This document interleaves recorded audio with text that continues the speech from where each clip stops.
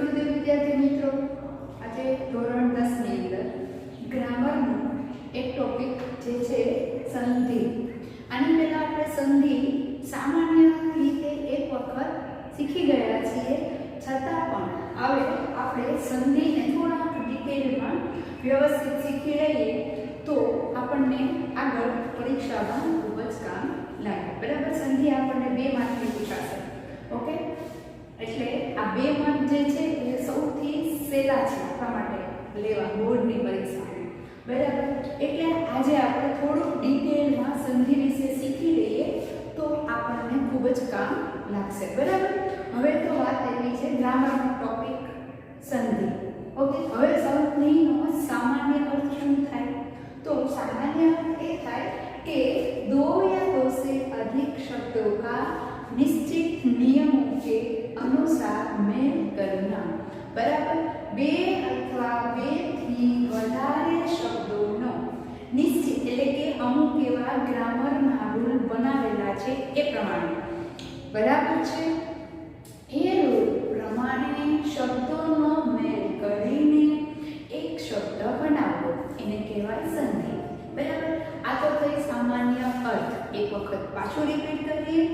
दो या दो से अधिक शब्दों का निश्चित नियमों के अनुसार मेल करना.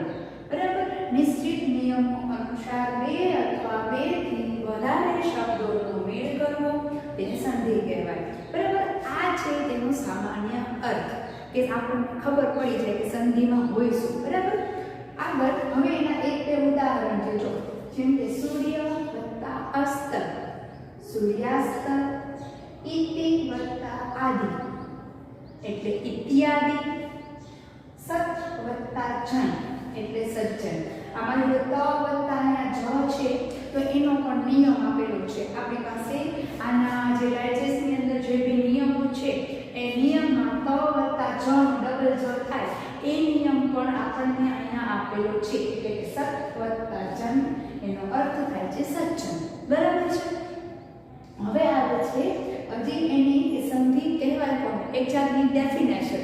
बराबर है, तो डेफिनेशन है कि इस प्रकार के 2 निश्चित अक्षरों के आसपास आ जाने के कारण उनके मेल से जो परिवर्तन होता है उसे संधि कहते हैं. અહીંયા મેં તમને 3 ઉદાહરણ બતાવ્યા ને, એટલે એ 3 ઉદાહરણના આધારે કે इस प्रकार के 2 निश्चित अक्षरों. बराबर है, આ જે લાસ્ટ હોય ય નો અ છે અને આ અ છે, તો ય ની અંદરનો અ અને આ અ બે ભેગા થયા એટલે યા થઈ. અ પ્લસ અ ઇઝ ઇક્વલ ટુ આ. બરાબર છે, આપણી અંદર અહીંયા આપણને આપેલા જ છે અ પ્લસ અ ઇઝ ઇક્વલ ટુ આ. બરાબર, અ પ્લસ અ એટલે આ. એટલે માની લો સૂર્યાસ્ત શબ્દ જે છે ને એ આપણો સ્વર સંધિનો શબ્દ છે. એ પણ આપણે 3 પ્રકાર છે, સ્વર સંધિ, વ્યંજન સંધિ અને વિસર્ગ સંધિ. આપણે તેના વિશે પણ ડિટેલમાં ભણશું જ આજે. બરાબર છે, પણ અત્યારે આપણે આ જે ઉદાહરણ છે અને પછી આ રીતે શું કહેવા માંગે છે સંધિમાં, તો કે 2 નિશ્ચિત અક્ષરો કે આસપાસ આ જાને કે કારણ. બરાબર, 2 એવા કોઈ નિશ્ચિત અક્ષર હોય અને એ અક્ષર આસપાસ આવી જાય અને એ શબ્દના મેળથી એક નવો જ શબ્દ બન્યો. પ્લસ અ પ્લસ આ ઇઝ ઇક્વલ ટુ આ પ્લસ ઈ ઇઝ ઇક્વલ ટુ ઈ. બરાબર છે, તો આવી રીતે અલગ અલગ ઉદાહરણો દ્વારા આપણને આની ડાયજેસ્ટની અંદર ખૂબ જ સરસ નિયમો આપેલા છે. અને આપણે આગળ હવે એના સંધિના પ્રકાર. તો સંધિના પ્રકાર આપણે જ્યારે જોઈએ છીએ એ પહેલા આપણને એ ખ્યાલ હોવો જોઈએ કે સ્વરના પ્રકાર છે, સ્વર, વ્યંજન અને વિસર્ગ. બરાબર છે, તો એના ઉપર પહેલા નજર ફેરવી લઈએ, ત્યારબાદ હું સંધિના પ્રકાર સ્ટાર્ટ કરીશ. બરાબર છે, હવે સ્વરોના પ્રકાર. તો સ્વર જે છે ને એ 3 જાતના હોય. બરાબર છે, હ્રસ્વ સ્વર, દીર્ઘ સ્વર અને એમના. બરાબર, દીર્ઘ અને સંયુક્ત સ્વર. ઓકે, આ 3 જાતના સ્વર હોય છે. બરાબર, હવે હ્રસ્વ સ્વરમાં કઈ વસ્તુ આવે? હ્રસ્વ સ્વરમાં આવે અ, ઈ, ઉ અને ઋ. ઓકે, પછી દીર્ઘ સ્વરમાં શું આવે? આ, ઈ, ઉ અને ઋ. અને દીર્ઘ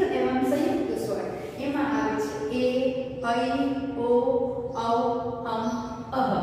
બરાબર, આ બધા જે છે એ દીર્ઘ અને સંયુક્ત સ્વર છે. બરાબર, હવે વ્યંજનના પ્રકારમાં સૌથી પહેલા ક થી મ સુધીના જે બી મૂળાક્ષરો છે એ સૌથી પહેલો પ્રકાર છે. પછી આવે ય, ર, લ ને વ, આ બીજો પ્રકાર છે. પછી ત્રીજો પ્રકાર છે શ, શ, ને હ, આ ત્રીજો પ્રકાર છે. બરાબર છે. હવે આપણે અનુસ્વાર અને વિસર્ગ. बराबर, હવે स्वरांत शब्द શું છે તો કે स्वर के अंत में जो स्वर होता है उनके अनुसार शब्दों को अकारांत, आकारांत, इकारांत, ईकारांत, उकारांत, उकारांत आदि कहते हैं. बराबर, स्वરના અંતમાં જે બી શબ્દ હોય એને અકારાંત શબ્દ કહેવાય, આકારાંત શબ્દ કહેવાય, બે ઈકારાંત અને બે ઉકારાંત. બરાબર છે. નાનો મોટો, નાનો ઈ મોટો.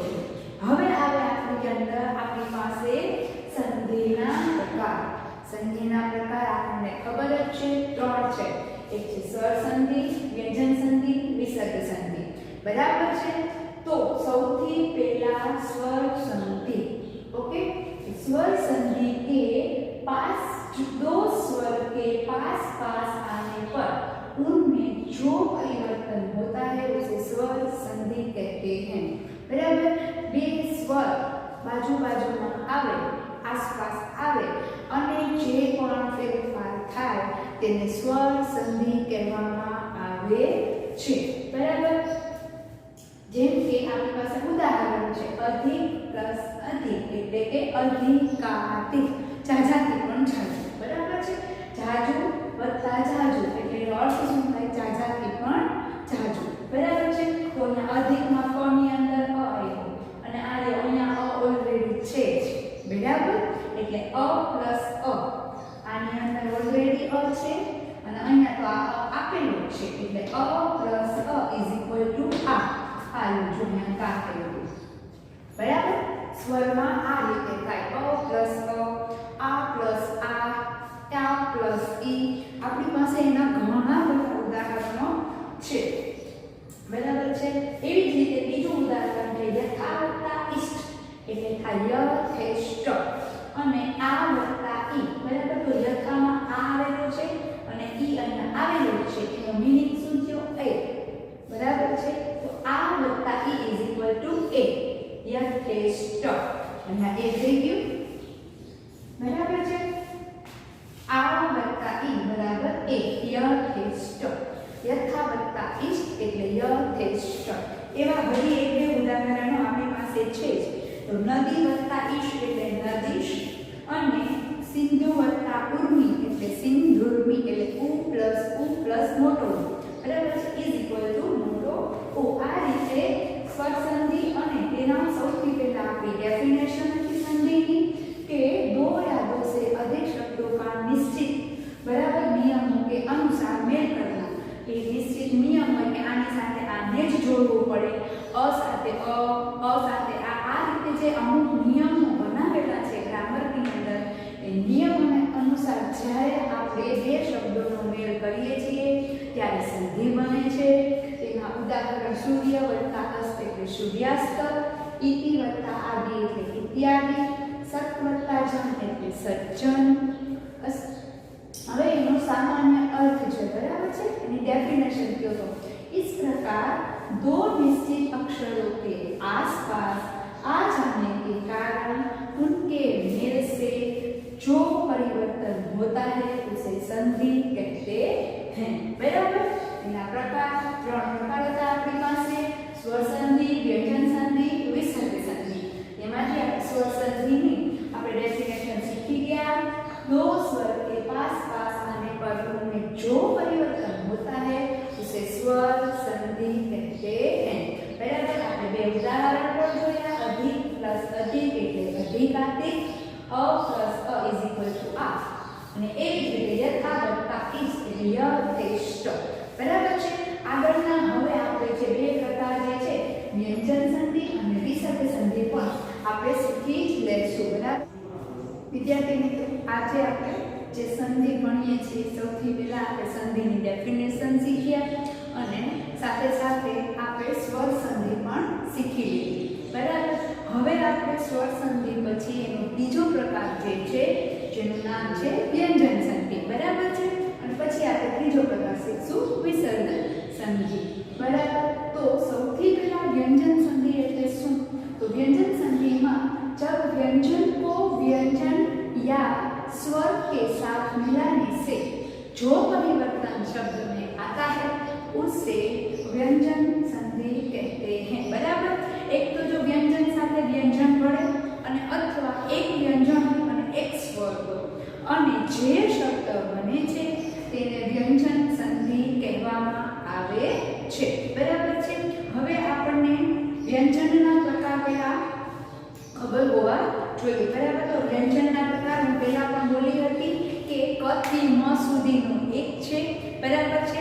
કે જેમાં ક થી મ સુધીના તમામ વ્યંજનો આવી જાય અને એમાં પણ એ ક થી મ સુધીમાં પણ તેના અલગ અલગ 5 પ્રકાર પડે છે.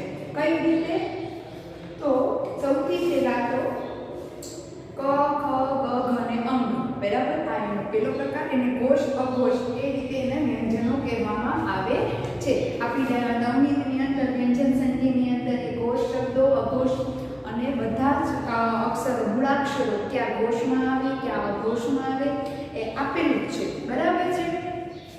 તો સૌથી પહેલા તો જો અઘોષ વ્યંજન ક્યાં છે? તો કે ક ખ ચ છ ટ ઠ ડ ત થ અને પ અને ફ. તો હવે ક વર્ગમાં કેટલા શબ્દો આવે? તો કે ક ખ ગ અને અંગ. પછી છે ચ. ચ માં ક્યાં આવે? તો કે ચ છ જ ઝ અને ય.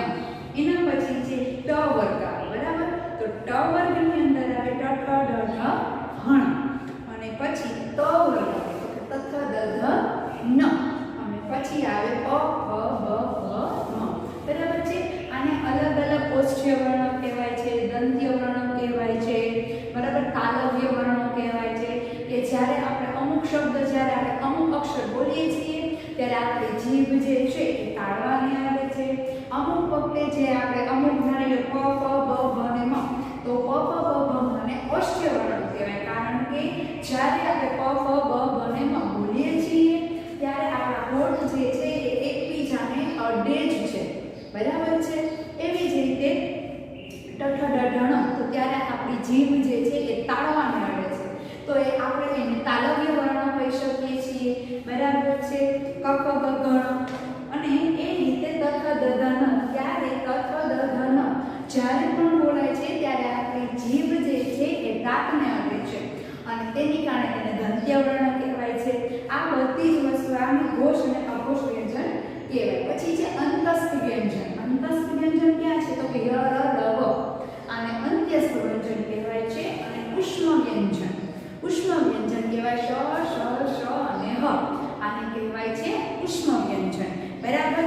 વ્યંજન સંધિનું સૌથી પહેલા डेफिनेशन શું હતી કે जब व्यंजन को व्यंजन या स्वर के साथ. बराबर.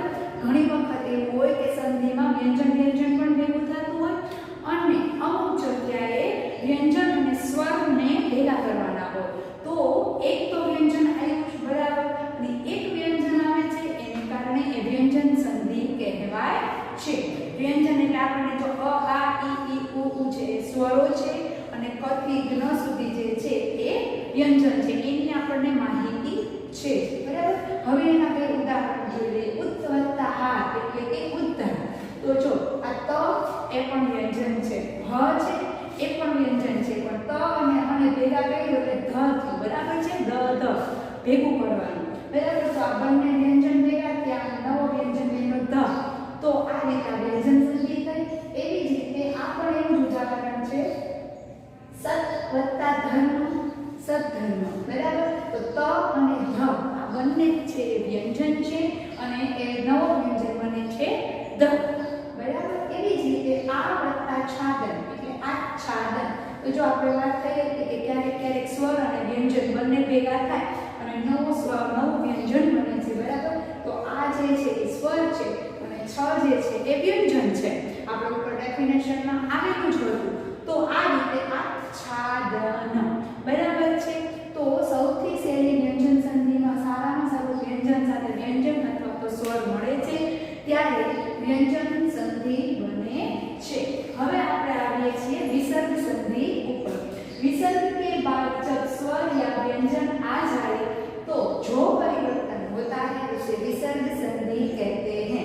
बराबर शब्द में आगे विसर्ग होय, आगला शब्द में विसर्ग होय अने एना पछी जे स्वर अथवा तो व्यंजन बंने मांथी एक होय अने शब्द में जे पण फेरफार थाय तेने विसर्ग संधि कहेवामां आवे छे। बराबर उदाहरण जोशुं એટલે આપોઆપ આપણને સમજાઈ જશે। મનઃ વત્તા અનુકૂળ એટલે મનોનુકૂળ। બરાબર તો અહીંયા વિસર્ગ આવ્યો અને અર્થ તો વિસર્ગ અને અ ભેગો થવાથી શબ્દ બની ગયો નો। બરાબર છે। એવી જ રીતે નિહિ વત્તા અક્ષર, અક્ષર એટલે નિરક્ષર મોટી માત્રા આવી ગઈ, વિસર્ગ નીકળી ગયો અને એ રીતે નિ અને ર ભેગા થઈ ગયા અને નિરક્ષર। એવી જ રીતે નિહિ વત્તા પા એટલે નિષ્પાપ। બરાબર આ રીતે વિસર્ગ પછી જ્યારે સ્વર અથવા વ્યંજન આવે અને શબ્દમાં જે પણ પરિવર્તન આવે છે તેને વિસર્ગ સંધિ કહેવામાં આવે છે।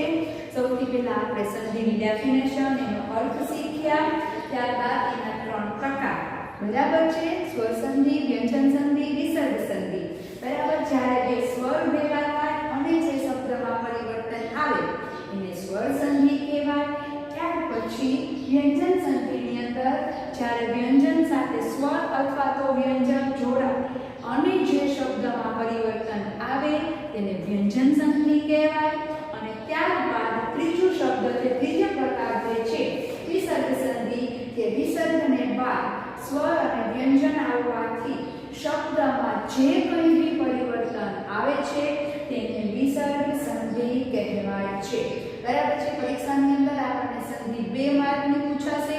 ક્યારેક એ રીતે પૂછાય કે આ સંધિ સાચી છે કે નહીં એ ઓળખો અથવા તો સંધિ કરીને બતાવો। બરાબર છે। તો એમસીક્યુ ની અંદર આ વ્યાકરણની અંદર આપણને આ એ રીતે પૂછાઈ શકે। ક્યારેક એવું હોય કે મનઃ વત્તા અનુકૂળ, બરાબર છે, આ સંધિ સાચી છે કે નહીં એવું આપણને પૂછ્યું હોય કે આનો મનોનુકૂળ। ક્યારેક તમને વિચ્છેદ પણ પૂછી શકે કે આનો વિચ્છેદ શું થાય। બરાબર છે। ક્યારેક વિચ્છેદ આપ્યો હોય અને શબ્દ શું બને એ પણ પૂછી શકે। ક્યારેક એમ હોય કે મનોનુકૂળ નિસંધિ બનાવો, ક્યારે તમારે મનઃ વત્તા અનુકૂળ આ કરવું પડે। જો એના આપણને વિસર્ગનો આપણને વિચ્છેદ પૂછી શકે અને ક્યારેક આપણને એનો મેળા પણ પૂછી શકે છે। આ સાથે આજે આપણે સંધિનો જે ટોપિક છે એ પૂર્ણ કરીએ છીએ। ફરી પાછા મળીશું। જય ગુરુદેવ।